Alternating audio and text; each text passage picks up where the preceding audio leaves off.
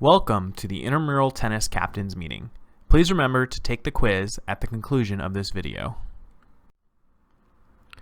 As a captain, you have numerous responsibilities that contribute to everyone's enjoyment of the intramural program. The first and most important is that you understand all rules and policies and that you relay that information to your team members prior to competition. In the remainder of this video, we will review some of the basics of the program.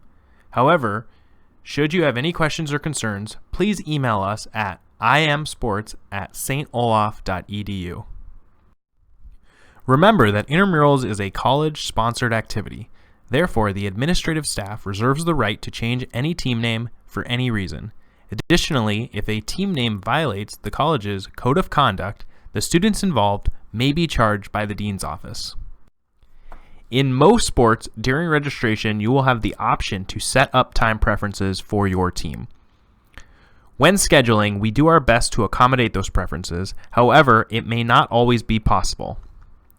If your team needs to make a schedule change, you must give at least 3 business days written notice for the reschedule to be considered. As with most things, the more notice you give, the better chance we will be able to accommodate.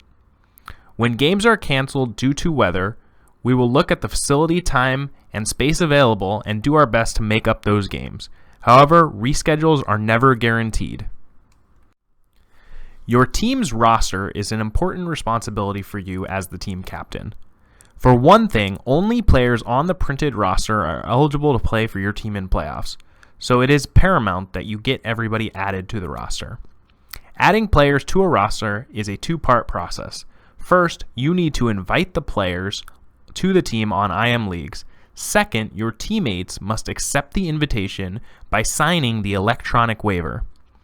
If a player is not on the roster, they can still sub or be added to the score sheet on site. However, they will need to present their student ID card to do so. Additionally, no team can have more than 2 club or varsity athletes in the same or a related sport. The rationale for this policy is to ensure that intramurals remains recreational in nature. If your team has questions or concerns about this policy, or would like an exception made, please email us. On game day, your team will have 5 minutes past the start time to get the minimum number of players checked into play. Once the 5 minutes have passed, the game will be called a forfeit and a loss for that team. For check-in, please remember that each player is required to initial next to their name. When a player initials, they are signing an agreement to some extent, so players should not be initialing for their teammates. As a captain, you may delegate your on-site duties to a teammate. These duties include the pre-game meeting with the officials, other communication with the intramural staff, and verifying the score at the end of each game. When checking into play, all players must present some form of ID. If the player is listed on the roster, the intramural staff will accept anything with their name and picture on it. This could be their St. Olaf ID card, a driver's license, or even a social media profile. However, if the player is not listed on the roster, that player must present their St. Olaf ID. There will be no exceptions to this policy to ensure that all participants are affiliated with the college. In intramural sports, there's nothing worse than showing up for your weekly contest only to find out that the opposing team will not be able to play.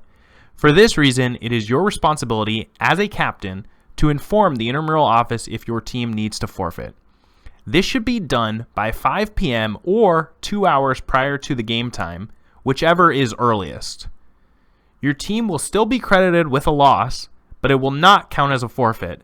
This is important for playoff qualification purposes.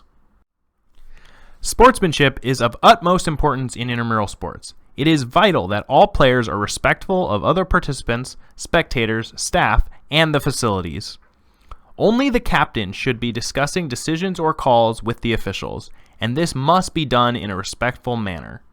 Remember that our officials are students, just like you, and they will make mistakes. However, incorrect calls do not justify verbal abuse, harassment, or threats towards the intramural staff.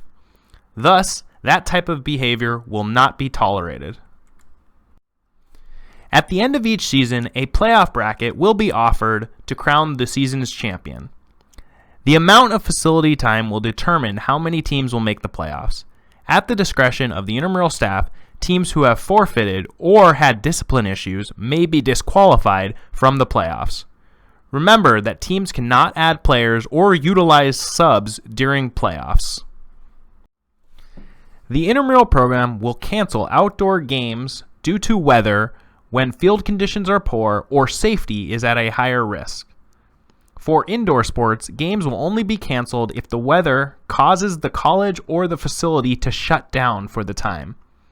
When these issues occur, cancellation decisions will be made by 3 p.m. on the day of the game. Captains will be contacted via email or phone when time allows.